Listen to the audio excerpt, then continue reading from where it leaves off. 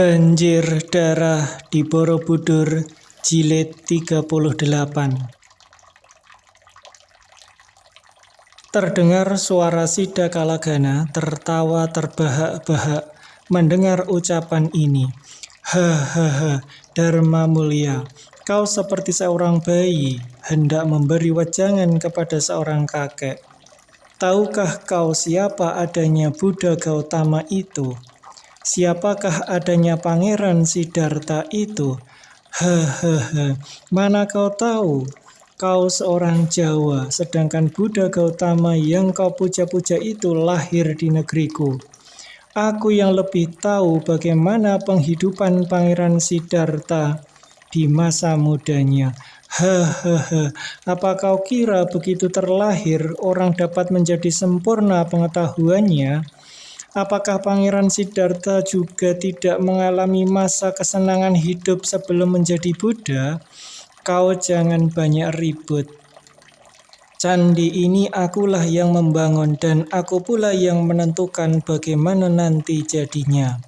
Candi ini akan menjadi candi indah dan hendak kujadikan hadiah bagi calon pengantinku, si cantik Ayu Pramodawardhani. Tiba-tiba Wisananda melangkah maju dengan muka merah. Ia mengeluarkan ucapan dalam bahasa Hindu terhadap Sida Kalagana. Akan tetapi setelah memandang tajam, Sida Kalagana berkata dalam bahasa daerah, Wisananda, kita bukan berada di Hindu, dan biarpun kita datang dari suatu negeri, akan tetapi kau datang dari Hindu Utara, sedangkan aku datang dari Selatan. Di tanah Hindu kita bermusuhan. Apakah di sini kau hendak memberi nasihat kepadaku? Tidak ada gunanya, dan lebih baik kau segera pergi dari sini. Aku tidak membutuhkan seorang pengemis seperti kau. Sida Kalagana, Mahawiku Dharma Mulia berseru marah. Jangan kau menghina orang. Hahaha, Dharma Mulia, siapa yang menghina? Bukankah para wiku adalah pendeta-pendeta yang hidup sebagai pengemis? Hanya kau saja yang aneh dan hendak menjadi enak sendiri. Kau mengaku menjadi Mahawiku. Akan tetapi coba lihat bagaimana keadaan hidupmu, mewah dan enak. Kenalkah kau hidup merantau sebagai pengemis? Sudah dapatkah engkau melenyapkan nafsu duniawi? Lihatlah, pakaianmu masih bagus, dan aku lihat minyak yang keluar dari daging ayam membasahi bibirmu. Hahaha, pergilah, pergilah. Aku sedang sibuk, jangan engkau berani mengganggu pestaku. Sida Kalagana teriak Dharma Mulia dengan marah sekali. Sudah kukatakan bahwa ini adalah peringatan terakhir. Kalau engkau tetap membangkang, terpaksa kami akan menggunakan kekerasan. Menggunakan kekerasan? Kening Sida Kalagana berkerut dan sepasang matanya yang dalam mengeluarkan cahaya berapi. Apa maksudmu? Kami akan merobohkan patung-patungmu, merusak bangunan candi, dan mengusir engkau kaki tanganmu dari Sailendra. Kurang ajar, kau berani berkata begitu. Sambil berkata demikian, Sida Kalagana mengambil sebuah batu besar yang ditumpuk di dasar bangunan itu, lalu melontarkan batu besar dan berat itu ke arah kepala Dharma Mulia. Akan remuklah kepala pendeta itu kalau sampai tertimpa batu yang dilontarkan ini. Akan tetapi tiba-tiba terdengar seruan keras dan tongkat di tangan Wisananda bergerak menangkis batu itu yang meledak dan hancur. Engkau berani memperlihatkan kepandaian di sini, Wisananda, membentak Sida Kalagana. Untuk membela kebenaran, aku bersedia mengorbankan nyawa. Sida Kalagana menjawab Wisananda yang segera melompat ke atas kaki candi itu. Kedatangannya disambut oleh Sida Kalagana. Dan bertempurlah kedua orang pendeta Hindu itu dengan dahsyatnya di atas kaki candi. Para prajurit pasukan yang dibawa oleh Dharma Mulya segera mengepung dan hendak naik ke atas kaki candi. Akan tetapi tiba-tiba terdengar sorakan riuh dan keluarlah pasukan serigala hitam, anak buah Siddhakalagana menyerbu. Perang hebat terjadi di antara kaki candi dan di bawah. Perang campuh yang hebat sekali disaksikan oleh bulan purnama raya. Pesta kegilaan tadi kini terganti oleh perang tanding yang hebat sekali.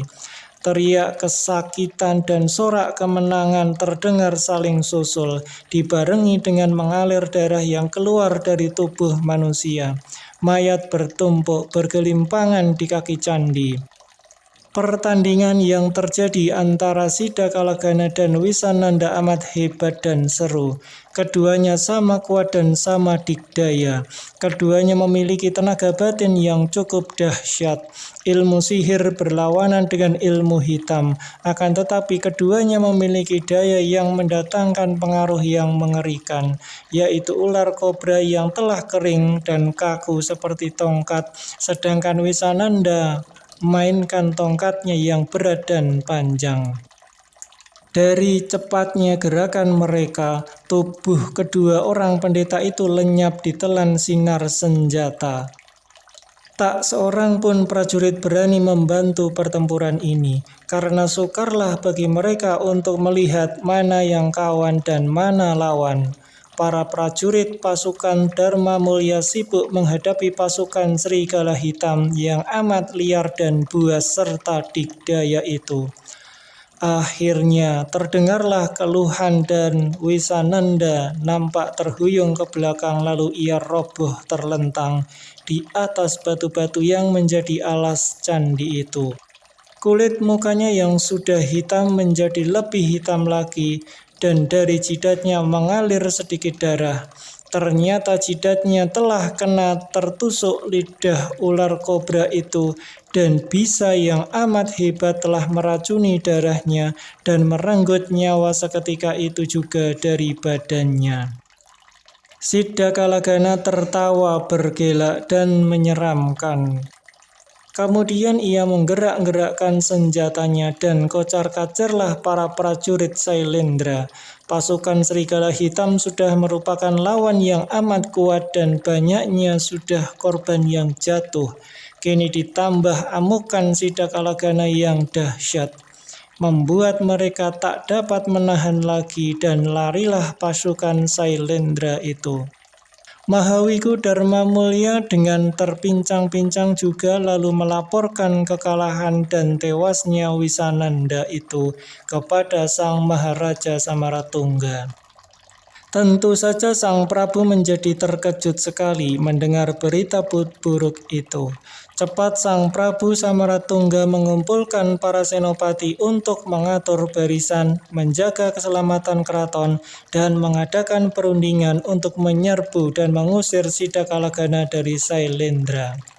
Pada keesokan harinya, dari jurusan utara datanglah Sang Prabu Pikatan, Raja Mataram bersama Indrayana, membawa pasukan yang kuat terdiri dari para prajurit pilihan.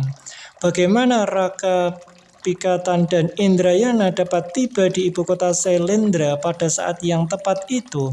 Sebagaimana diketahui di bagian depan, Sang Raka Pikatan dan Indrayana pergi berkelana mencari jejak Candra Dewi yang melarikan diri.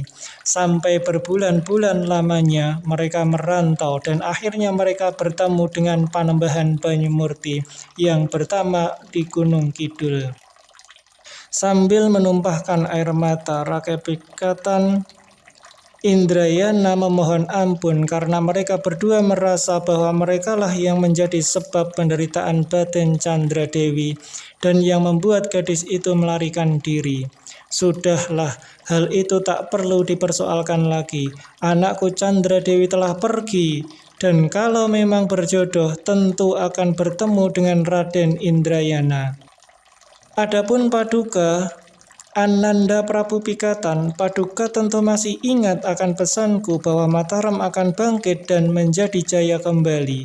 Oleh karena itu, sekarang kembalilah ke Mataram, pimpinlah pasukan yang kuat dan pergilah kembali ke Sailendra untuk membangun Candi Buddha yang diminta oleh sang putri mahkota itu.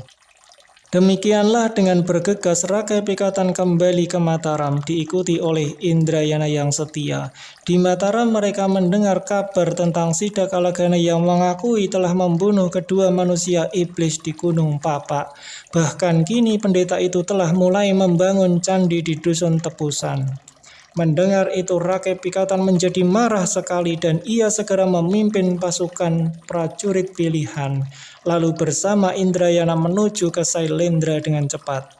Sang Rakai Pikatan langsung pergi menghadap Maharaja Samaratungga yang menjadi girang sekali melihat kedatangan Rakai Pikatan dan Indrayana. Di bawah ancaman Sidakalagana, ia melihat kedatangan kedua orang muda ini seakan-akan cahaya penerang yang mengusir kegelapan hatinya. Rakai Pikatan lalu menceritakan bahwa dia dan Indrayana yang berhasil membunuh siluman kembar di puncak Gunung Papak. Bagus sekali anak Prabu Pikatan, Maharaja Samaratungga memuji. Dan secara kebetulan sekali syarat ketika terletak di hadapanmu. Sidakalagana yang tadinya menjadi peserta sayembara, kini ternyata telah berubah menjadi musuh dan mengancam keselamatan Sailendra. Sudah menjadi tugasmu pula untuk mengusirnya dari kerajaan ini. Jangan khawatir Paman Prabu, hamba sanggup untuk melenyapkan si angkara murka itu dari muka bumi ini, jawab Rakai Pikatan dengan gagah. Hanya satu hal yang masih membingungkan hatiku, bagaimana Indrayana dapat datang menghadap bersamamu? Apakah kau juga masih hendak melanjutkan sayembara ini, Indrayana? Ku dengar tadi bahwa siluman itu terbunuh oleh anak Prabu Pikatan dan kau sendiri. Maka bagaimana kehendakmu sekarang? Indrayana tersenyum lalu menyembah dengan hormatnya. Berkat pangestu Paduka, hamba dapat pula membunuh seorang di antara kedua siluman pengganggu keamanan di Gunung Papak itu, Gusti. Dan sudah tentu hamba lanjutkan pula sayembara ini dengan menempuh syarat ketiga, mengusir musuh negara yang dapat mengganggu kerajaan Sailendra. Akan tetapi ada sedikit perubahan dalam usaha hamba ini. Kini hamba melakukan semua perjuangan ini bukan lain hamba melakukannya untuk sahabat dan junjungan hamba ini, Sang Pikatan Raja dari Mataram. Biarpun hatinya merasa agak heran, namun Maharaja Samaratungga menjadi girang juga mendengar ini. Anak-anak muda, berangkatlah dan usahakanlah agar supaya Sidakalagana dapat terusir dan terbasmi sebelum menimbulkan kerusakan lebih banyak lagi. Doa restuku mengiringi usaha kalian. Semoga kalian berhasil dan kembali dengan selamat. Kedua orang muda itu mengundurkan diri dan segera mempersiapkan pasukannya. Dibantu pula oleh beberapa orang senopati Sailendra yang mengerahkan para prajurit pula. Bangunan candi besar yang baru selesai, alas dan kakinya itu lalu dikurung, termasuk pesanggrahan-pesanggrahan yang didiami oleh Sidakalagana beserta para bidadarinya, dan bangunan-bangunan tempat tinggal pasukan-pasukan serigala hitam. Marahlah Sidakalagana melihat pengepungan ini. Ia segera mengumpulkan pasukannya dan dengan senjata ular di tangan ia berseru keras. Orang-orang Sailendra, apakah pengalaman semalam ini masih belum membuat kalian menjadi kapok? Dengarlah bahwa akulah yang akan menjadi raja baru di Sailendra, yang akan menggantikan Sang Prabu Samaratungga dan yang akan mendatangkan kebahagiaan di negeri ini. Apakah kalian buta tidak melihat bahwa aku adalah titisan Hyang Siwa? Apakah kalian ingin aku menghancurkan dulu Sailendra sebelum kalian menyerah dan menerimaku sebagai suami Pramodawardhani yang akan menggantikan kedudukan Samaratungga? Akan tetapi Sidakalagana terkejut karena tiba-tiba muncul dua orang pemuda yang bukan lain adalah Raden Pancapana dan Indrayana, musuh-musuh besarnya dahulu. Betapapun juga ia tidak merasa takut, karena bukankah ia pernah membuat dua orang ini tidak berdaya? Sidakalagana, pendekta siluman, jangan membuka mulut besar, karena kami yang akan melebur kejahatanmu, kata Rakai Pikatan. Hahaha, Raja Mataram, kau seorang kanak-kanak hendak meruntuhkan langit. Lihat senjataku yang hendak menghancurkan kepalamu.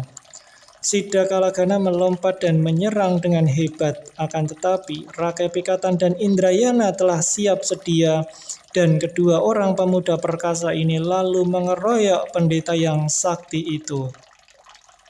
Pertempuran terjadi dengan hebatnya, disusul oleh perang tanding antara pasukan Serigala Hitam, pasukan-pasukan Mataram, dan Sailendra yang bersatu.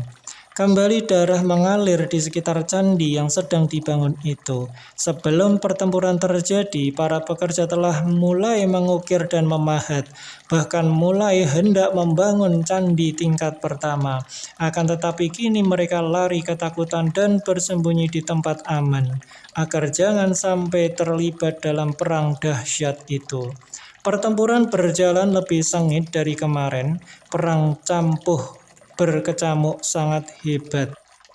Sidakalagana mengerahkan seluruh tenaganya, bahkan telah mempergunakan ilmu hitamnya. Akan tetapi kedua orang muda yang telah mendapat gemblengan dari Begawan Ekalaya dapat menolak semua pengaruh ilmu hitam itu, bahkan lalu membalas dengan serangan maut yang membuat Sidakalagana sibuk sekali. Betapapun pandainya ia bersilat dengan tongkat ularnya, namun ia telah tua dan tenaganya telah banyak berkurang. Maka perlahan-lahan ia mulai terdesak hebat.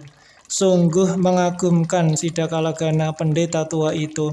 Biarpun ia selalu terdesak, namun ia masih dapat mempertahankan diri, dan pertempuran itu berlangsung sampai sehari penuh.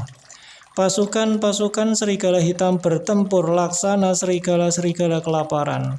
Mereka menyerang dengan tekad liar dan mati-matian, sehingga korban yang jatuh di kedua pihak bertumpuk-tumpuk.